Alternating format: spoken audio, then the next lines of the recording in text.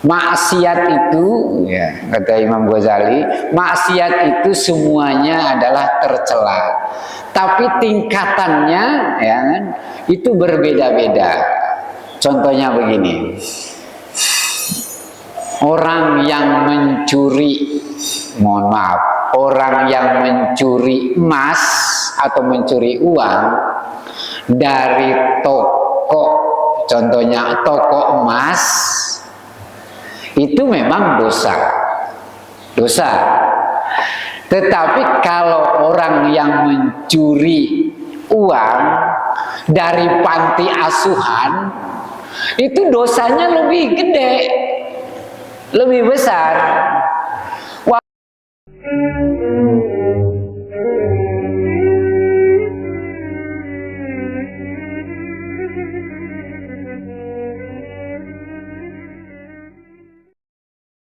Wa inna fil jasadi mudghah, dan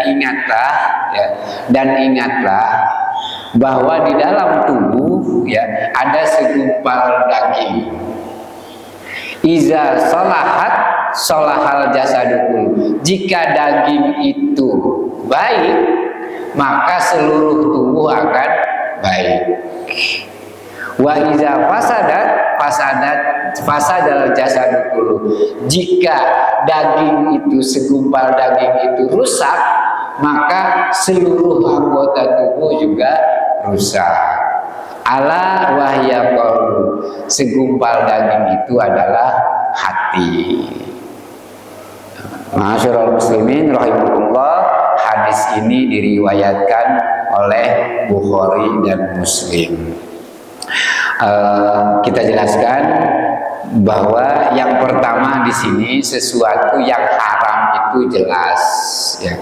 Di dalam Al-Quran kan sudah dijelaskan bahwa contohnya hurrimat alaikumul maitatul khinzir, seperti itu. Nah, udah jelas dijelaskan keharamannya. Jadi sesuatu yang haram itu udah dijelaskan baik oleh Al-Quran, oleh nas Al-Quran, atau oleh hadis Rasulullah, atau ijma ulama. Itu udah jelas yang haram-haram itu, seperti itu. Nah, contohnya kenapa diharamkan? Karena biasanya sesuatu yang diharamkan itu, ya, sesuatu yang diharamkan itu dia memiliki mafsadah, madorot, bisa merusak. Ya. Orang diharamkan oleh Allah, ya, itu karena kenapa? Karena mengandung kerusakan atau mudorot. Baik mudorot langsung maupun mudorot yang enggak langsung. Contohnya, Allah mengharamkan minuman keras, minuman-minuman yang memabukkan. Kenapa Allah mengharamkan minuman yang memabukkan? Karena akan merusak akal. Dan akal itu penting dalam kita beragama. Kita beragama, kita disuruh sholat, kita disuruh puasa, kita disuruh zakat karena kita berakal. Kalau nggak berakal, nggak disuruh. Orang gila nggak sholat biasa aja, nggak dosa, seperti itu, karena akalnya hilang. Jadi karena ini merusak akal, maka minuman-minuman yang memabukkan itu diharamkan. Jadi semuanya demi kebaikan manusia. Yang kedua, contohnya zina. Zina diharamkan. Karena kenapa? Karena mengandung madorot. Madorot nanti struktur keturunan nasab, seperti itu. Yang kedua, contohnya gibah. Kita nggak boleh gibah, nggak boleh memfitnah. Karena kenapa? Karena merusak harga diri orang lain. kita nggak boleh membunuh. Kenapa? Karena merusak dan menghancurkan fisik anggota tubuh orang lain. Nah ini jadi semua yang diharamkan, Allah mengharamkan sesuatu pasti ada karena ada mudorotnya. Tadi itu mudorot yang ya jelas, yang nampak. Ada mudorot yang nggak nampak. Contohnya kita memakan daging yang cara penyembelihannya dengan cara yang tidak dianjurkan oleh agama. Cara menyembelihnya contohnya dengan cara dipukul kepalanya, bukan disembelih lehernya. Emang nggak kelihatan, ya kan? Nggak kelihatan mudorotnya langsung, tapi pasti ada sesuatu yang mudorot. Nggak boleh memakan darah, kemarin sudah kita jelaskan. Walaupun secara langsung nggak kelihatan, nah itu secara tidak nampak ada mudorotnya. Itu hikmah kenapa Allah melarang sesuatu untuk kita lakukan. Pasti ada hikmahnya. Satu, karena mengandung mudorot, merusak baik jiwa, harga diri, dan keturunan. Seperti itu. Nah, masyarul muslimin ya rahimahullah. Yang kedua, Allah melarang sesuatu itu ya, karena kenapa? Karena caranya yang tidak baik, ya kan? Karena caranya nggak baik, makanya diharamkan. Contohnya nasi padang kan halal, tapi kalau kita dapat nasi padangnya dengan cara nodok pedagang nasi padang, pelayan warung nasi padang, maksa, nah itu jadi haram. Nah, mana apa ininya? Apa namanya dampaknya? Apa nanti apa namanya madorotnya? Ya nanti kan dia nggak ridho. Dan ketika nggak ridho itu ada nanti madorot yang tidak nampak. Jadi sesuatu yang haram itu jelas. Ya, sesuatu yang haram jelasnya segala sesuatu yang ada nasnya yang mengharamkan itu. Nah, kalau tidak ada nas, ya nas yaitu firman Allah atau Al-Quran, tidak ada ayat Al-Quran yang mengharamkan, tidak ada hadis Nabi yang menjelaskan tentang keharaman sesuatu, atau tidak ada ijma ulama yang mengharamkan sesuatu, berarti sesuatu itu halal. Jadi segala sesuatu yang tidak diharamkan oleh agama pada prinsipnya adalah halal. Atau tidak dijelaskan oleh agama, nggak dijelaskan halal, nggak dijelaskan haram, berarti halal juga. Seperti itu. Nah itu tentang yang halal. Satu ya, yang halal itu lam yarid dalilun, ya, tidak belum ada dalil tentang pengharamannya, berarti halal. Atau nggak ada dalil yang mengharamkan dan nggak ada dalil yang menghalalkan, berarti dia halal. Atau jelas-jelas ya, tidak ada dalil yang menghalalkan. Nah itu sesuatu yang halal yang boleh kita makan. Nah yang halal itu ya, ada yang sifatnya kita dapatkan dengan cara ikhtiar, dengan cara ikhtiar. Ada dengan sesuatu yang halal itu ada sesuatu yang kita peroleh dengan cara ikhtiar, dengan cara usaha, ya, dengan cara usaha. Nah, dengan cara usaha itu, ya, ada sesuatu yang dimiliki oleh orang lain dan ada sesuatu yang tidak dimiliki. Contohnya yang kita usahakan, contohnya kita lapar, kita mencari sesuatu, ya, dan dengan ikhtiar, dengan usaha, tetapi yang kita peroleh tidak dimiliki oleh orang lain. Contohnya kita nyari buah-buahan di hutan yang tidak ada pemiliknya. Kita ngambil duren, contohnya manjat duren, pohon duren atau apa, membelah duren dari pohon yang tidak ada pemiliknya di gunung. Nah, itu halal. Nah, dengan usaha dan tidak ada pemiliknya. Atau sesuatu yang halal yang kita usahain dan ada pemiliknya. Contohnya adalah jual beli. Nah, jual beli itu adalah halal. Kita mendapatkan sesuatu, contohnya kita dapat baju, bukan milik orang, ada yang memiliki. Nah, supaya halal kita peroleh dengan cara jual beli, ada transaksi jual beli, ada sesuatu yang kita tukar.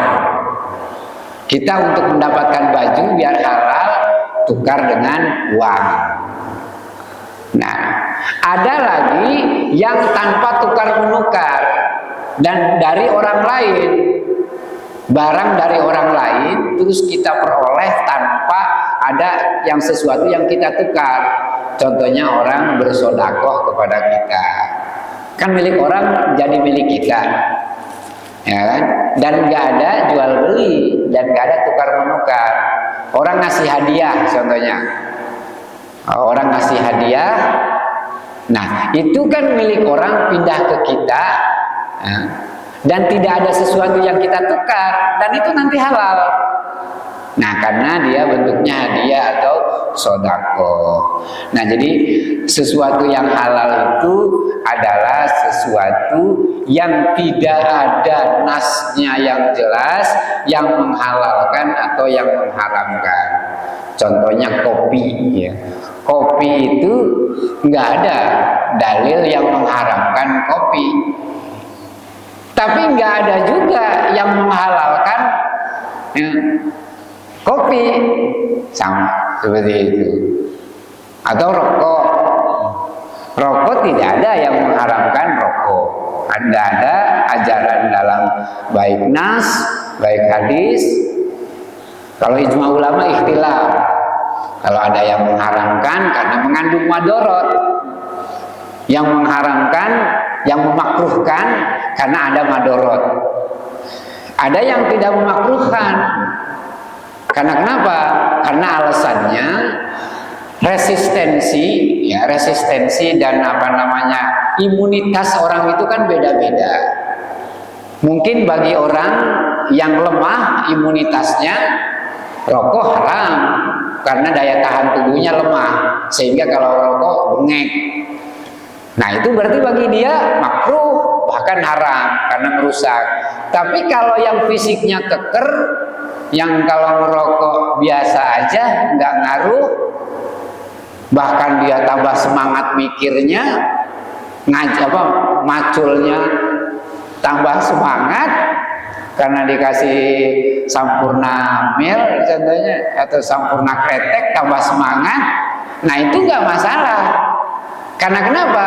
Karena resistensinya ilahnya. Ilah itu alasan kenapa hukum dimunculkan. Alasannya kan madorot. Nah, kalau nggak madorot bagi dia ya nggak masalah. Nah, itu sesuatu yang halal. Jadi sesuatu yang halal adalah sesuatu yang tidak ada nasnya yang mengharamkannya, atau sesuatu yang tidak ada nas yang baik mengharamkan menghalalkannya, seperti, atau sesuatu yang jelas dihalalkan oleh agama. Ma'asyiral muslimin rahimakumullah. Jadi, di antara yang halal dan yang haram itu ada sesuatu yang namanya syubhat. Wa bainahuma, ya kan? Wa bainahuma umurun mutasyabihat. Dan di antara yang halal dan haram itu ada sesuatu yang syubhat, yang tidak tahu. Banyak orang yang tidak tahu hukumnya kecuali orang-orang tertentu saja, yaitu para ulama. Nah, faman ittaqa syubhat faqadisna. Sekarang walaupun tidak jelas posisinya halal apa haram, orang-orang yang menghindar sesuatu yang gak jelas itu, maka dia akan selamat dalam beragama. Makanya apa kelebihan sahabat dengan kita? Bagi sahabat itu tidak ada yang subhat, tidak ada yang makruh. Kalau Rasulullah nggak melakukan itu, ya tinggalkan. Kalau Rasulullah melakukan sesuatu, contohnya taraweh, ya mereka melakukan. Nggak ada, oh ini sunnah, ini nggak ada. Nah itu. Jadi sahabat itu apapun yang dilakukan oleh Rasulullah dianggap sebagai kewajiban, apapun yang dijauhi oleh Rasulullah maka dianggap sebagai suatu larangan. Jadi nggak ada makruh, nggak ada subhat. Itu sahabat. Nah kalau kita, contohnya taraweh, taraweh sunnah ini, ya kan? Atau sholat duha, sholat duha, oh ini sunnah ini. Nah kalau sahabat, ketika Rasulullah melakukan sesuatu berarti kewajiban bagi dia. Nggak ada istilah sunnah, nggak ada istilah wajib, semuanya harus dilakukan. Itu perbedaan kita dengan sahabat. Makanya sahabat itu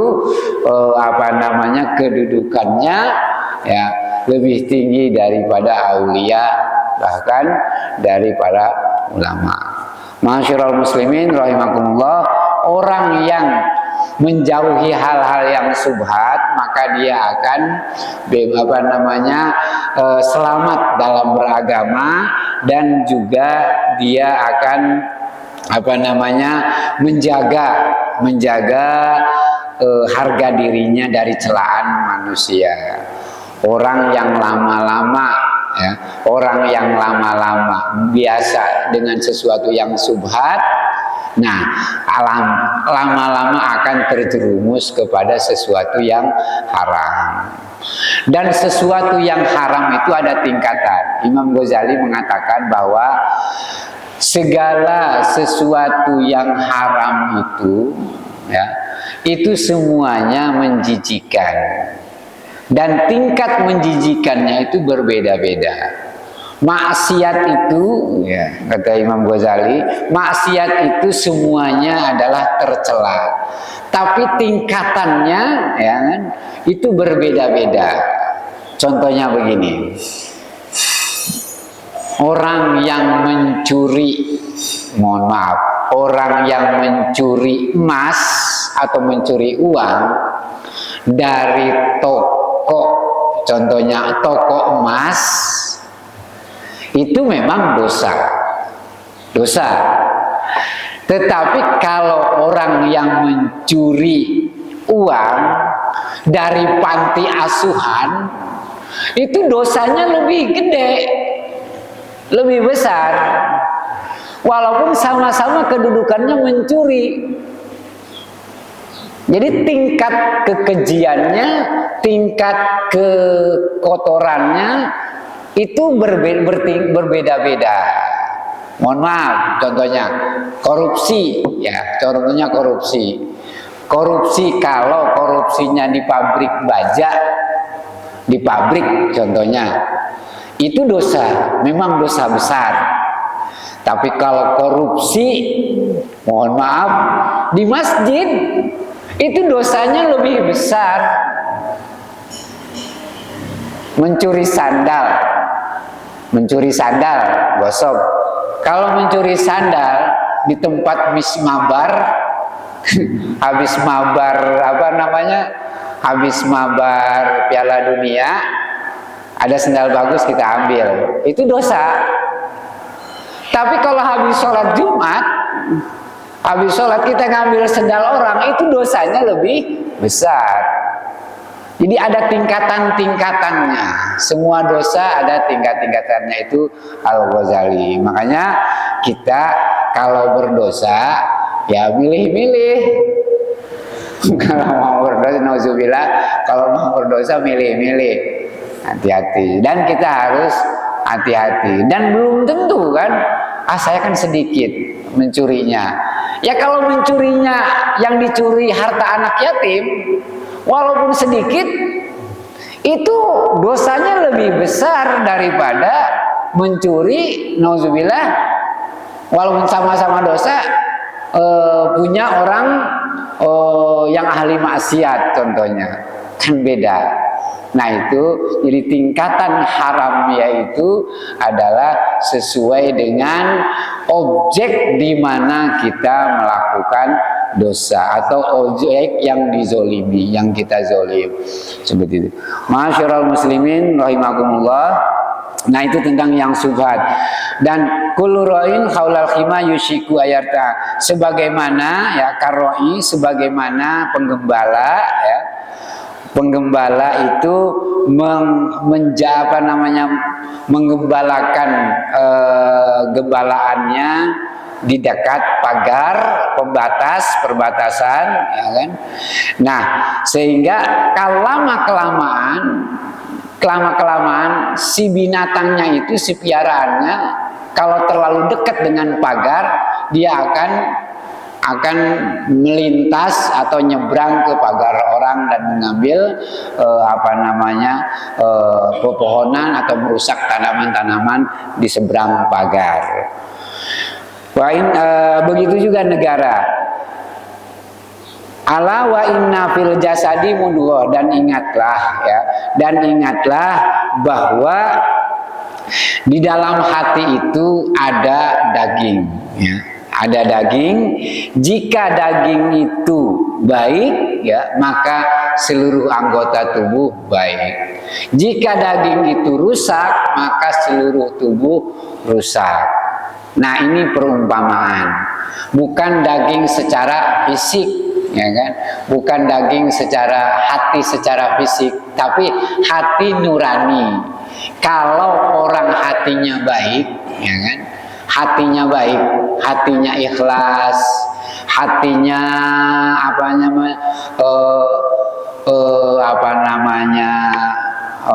tawadu, hatinya baik, itu nanti semua perbuatannya akan baik.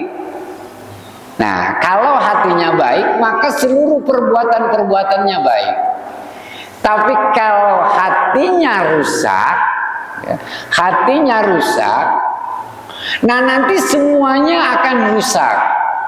Contohnya, mohon maaf, kalau hatinya pendengki, itu setiap gerakannya pasti akan melahirkan kedengkian.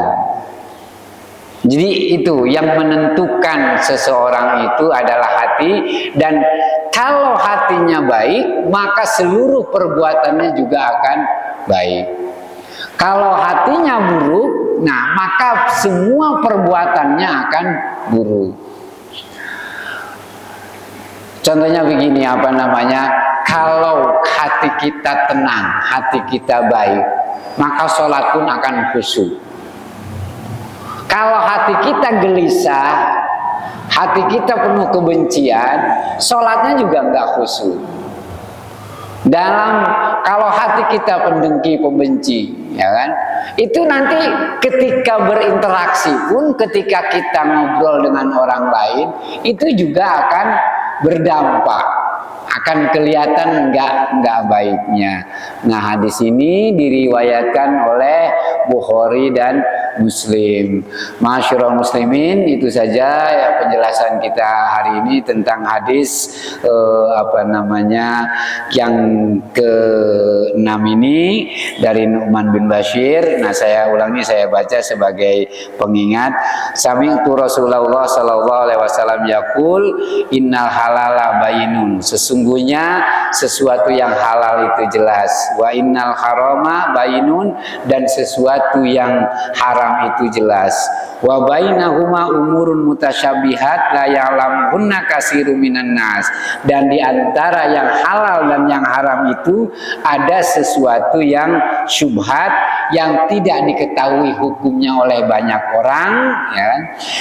Famanitaqo syubhat, ya, faqad istabra alidinihi wa irnihi. Dan orang-orang yang menghindarkan diri dari sesuatu yang subhat, maka dia akan selamat dalam beragama dan akan terjaga harga dirinya. Orang yang pertama akan melakukan subhat, kalau sering melakukan subhat, akan cenderung akan melakukan sesuatu yang makruh. Kalau terbiasa melakukan sesuatu yang makruh, akan terjerumus kepada sesuatu yang haram. Waman waqa'a fi subhatna waqa'a fil haram. Dan siapa yang jatuh kepada sesuatu yang subhat, maka akan jatuh kepada sesuatu yang haram. Karoi yara haulal hima yushiku ayar ta'afihi. Sebagaimana seorang gembala yang mengembalakan peliharaannya di samping pagar, ya, sehingga akan lama-kelamaan piaraannya akan menerobos pagar tersebut. Ala wa inna likulli malikin hima. Dan semua kerajaan memiliki batas-batas kenegaraan. Ala wa inna himallah maharimu. Dan batasan Allah adalah sesuatu yang diharamkannya atau pengharamannya. Ala wa inna fil jasadi mudghah. Dan ingatlah bahwa di dalam tubuh kita itu ada segumpal daging. Iza solahat solahal jasada kullu, ya. Iza solahat solahal jasadu kullu. Jika hati itu baik, maka akan baik seluruh tubuhnya atau seluruh perbuatannya. Wa iza fasadal jasadu kullu. Dan jika hati itu rusak, maka akan rusak seluruh tubuh dan atau seluruh perbuatannya. Dan ala wahyal qalbu. Dan segumpal daging itu adalah hati. Rawahu Bukhari wa Muslim. Jadi hati itu pondasi tentang cerminan dari manusia dan cerminan nanti kita di akhirat. Yaumun la yanfa'u malun wala banun illa man atallaha biqalbin salimin. Yang mampu, ya, yang mampu membuat seseorang dapat langsung menemui Allah itu bukan sedekah kita, bukan amal ibadah kita, bukan anak-anak kita yang mendoakan kita, tetapi yang mampu membuat kita bisa langsung bertemu dengan Allah adalah hati yang bersih, hati yang selamat. Yaumun la yanfa'u malun. Hari di mana tidak ada manfaatnya harta-harta yang sudah kita sedekahkan. Wala banun. Dan anak-anak yang kita tinggalkan, yang mendoakan kebaikan kepada kita, itu tidak ada manfaatnya. Illa man atallaha biqalbin salimin. Kecuali orang-orang yang mendatangi, yang menghadap kepada Allah dengan hati-hati yang bersih.